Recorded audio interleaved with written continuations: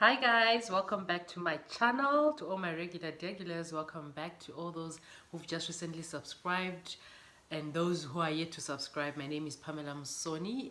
I'm back to share more on my journey on relocating to Ireland with you guys. So I know I promised to post every week, but I missed last week. But that's because I was going somewhere, so I was working the whole week and I was off to Dublin for the weekend. So maybe I'll share that with you in the next vlog.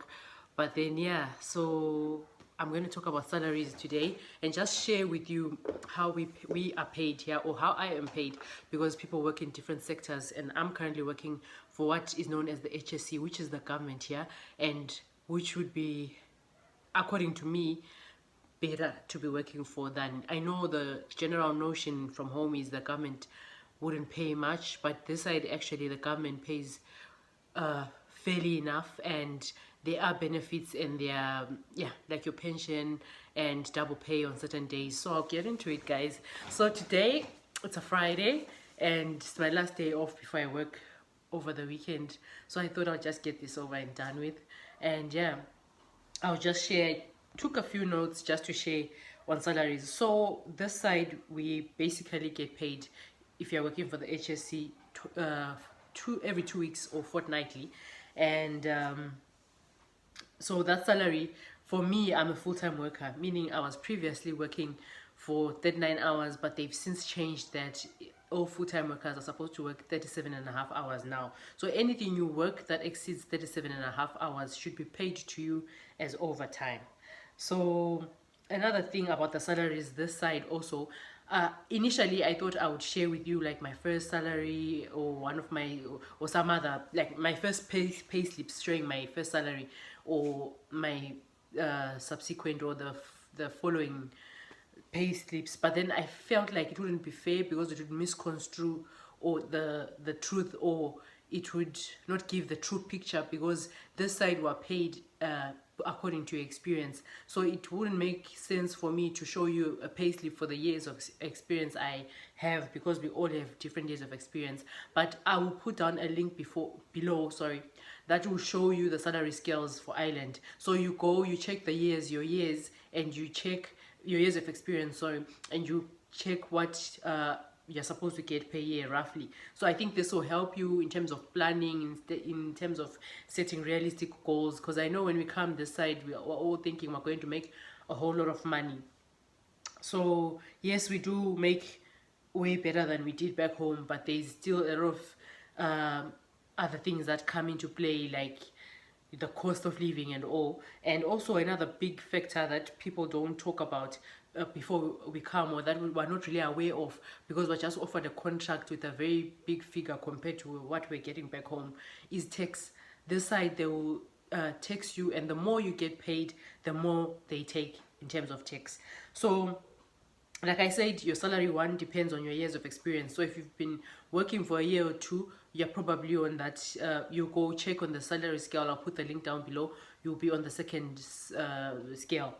And then another thing is, when you arrive here, okay, for others they would opt to do what is called the adaptation, meaning that, if I'm not mistaken, it's 6 weeks, or is it 3 months, I'm not sure, where you like be initiated into where you're working and taught everything, how to use the machines, and like kind of learn everything about where you're now working for a certain period. And then when they feel that you are competent enough, then you proceed to be what we call a registered nurse. So before, while you're doing that adaptation, you're known as a pre-registered nurse, or they will put you in a scale of either an HCA or a student nurse. So for us, when we came, we did the RCSI exam before we came.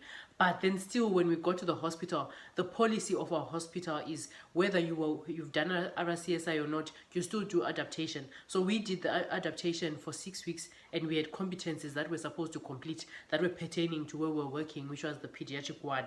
So we didn't get paid, even though we had passed the RCSI exam. We were still considered pre-registered nurses, or on the scale of, is it HCAs or student nurses, but it was whatever the scale they put us on was still lower than the actual staff nurse rate. So what happens then is, once you complete that adaptation, then you go on to be paid as a staff nurse. And then what they will do then is back pay you for those months where you were working like as a pre-registered nurse, they'll be back pay you all the money that they owe you. So you'll find you get a good lump sum, like maybe above 3,000, or you know, maybe with that month's salary, maybe it might be 5,000 or more, depending on your years of experience, as I said. And then I remember when we started mid-May, and we worked for 2 weeks. And because at that time I didn't really understand, you guys, how I was getting paid or what was going on. I remember my salary came in the first month. With us, we were lucky enough that the very month that we came, after 2 weeks, we got our first pay. And it was 500 and something. I was thinking, did I relocate to Ireland to earn 500 per month? And I'm looking at my rent is 500 including bills. You know, it didn't make sense to me then, because I was used to back home where you just get one salary for the month and the salary is the same, it doesn't change. But then I began to realize, okay, no, this is just specifically for the 2 weeks that I was here. And those 2 weeks is the hours that I worked in those 2 weeks.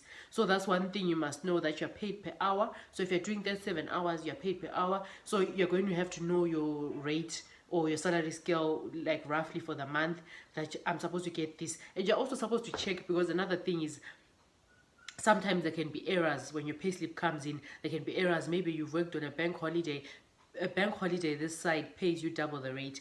Or maybe you've worked on a Sunday or a Saturday. If you've done a long day on any of those days, you're supposed to get double rate. So sometimes it can be missed, and you can miss that. So make sure you always check your payslips to see if you have gotten what is due to you.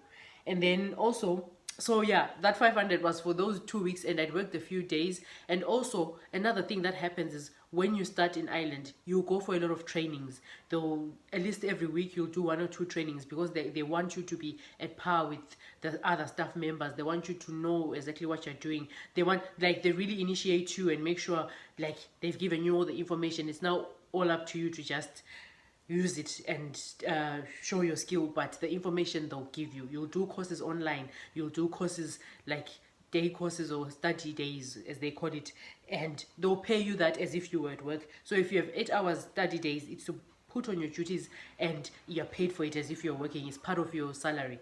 And then another thing, so I mentioned that double weekend is double rate under the HSC. So I want you to know, I didn't know this, I didn't understand it, I think, till recently, that from Saturday midnight to Sunday midnight, you are paid double. So make sure a smart way of doing it. If you want, or if they allow you where you work, you could do weekends every weekend. Because this side, what happens is they put duties out for maybe a month or 2 months in advance, and you can kind of fill in the duties that you want.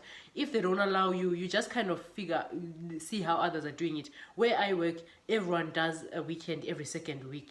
So what happens is, you make sure on the duties that you've put in, you put in 1 weekend on, so that at least it cushions your salary and you get more at least once a month.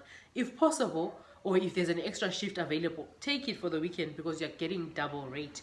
So I'd really advise you to be careful, or rather be smart, and make sure at least you have 1 weekend every two weeks, or make sure if you can, work every weekend. Like, you know, it's what I know about this side, it's anzi simba rako chet amandla akho kuphela. So if where you're working, they're flexible enough, or there's no issue with you working every weekend, why not? You're making double money.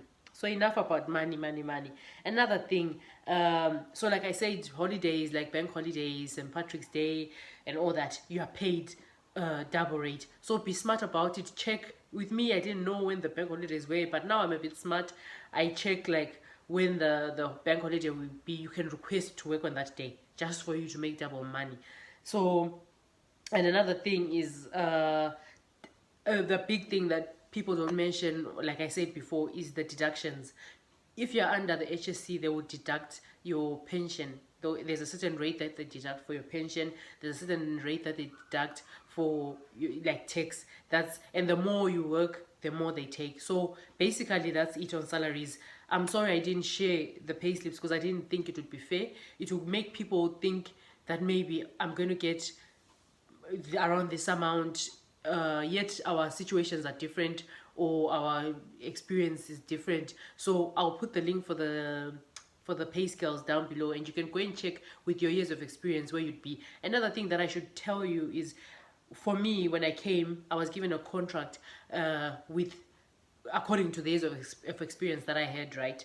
But then they told me that after a year they'll increase. So the more experience you have, the more your money keeps going up. So after a year, they did send me another contract, and they then tell you that this is now, you're now an enhancedness according to them, because you keep, like, you're enhancing every year. So what happens is they keep increasing your salary every year, and they give you a new contract. So you sign that, and your salary scale keeps going up. Another thing also is, if you've got a special qualification, or like a specialized qualification, whether you have, I don't know whether this side, like from what I've heard, they're not really considering midwives per se, but I don't know if they'll pay you. You would have to find out if they'll pay you. But like in my field, my qualification was considered, and I get a specialist or a qualification allowance. So besides that, even if your qualification is not considered, they might, just the fact that, all right, at my hospital, just the fact that you are working in a specialized unit, whether it's the peds, it's the ED, it's the maternity, you are supposed to be getting a location allowance, sorry. And then if they've recognized your qualification, they'll give it to you as a specialized qualification allowance. So those are the things. Your salary basically is the hours you've worked, and if you've worked weekends, those weekends should be paid double, and if you've worked a holiday, you should be paid double. And yeah, if you've worked extra hours, it should be paid as overtime. So those are the things to look out for. Research, check, and make sure when your payslip comes, you check whether it tallies with your with the hours you've worked. So note down the whether you've worked a weekend or whatever, and always check, because sometimes they may miss something somewhere and you lose out on your money, or on your hard-earned money. So anyway, guys, this is it. Any questions, please comment, please like, please share. Those who haven't subscribed, please subscribe. And yeah, last weekend I was in Dublin, guys. We had a party called Sama Yomuti.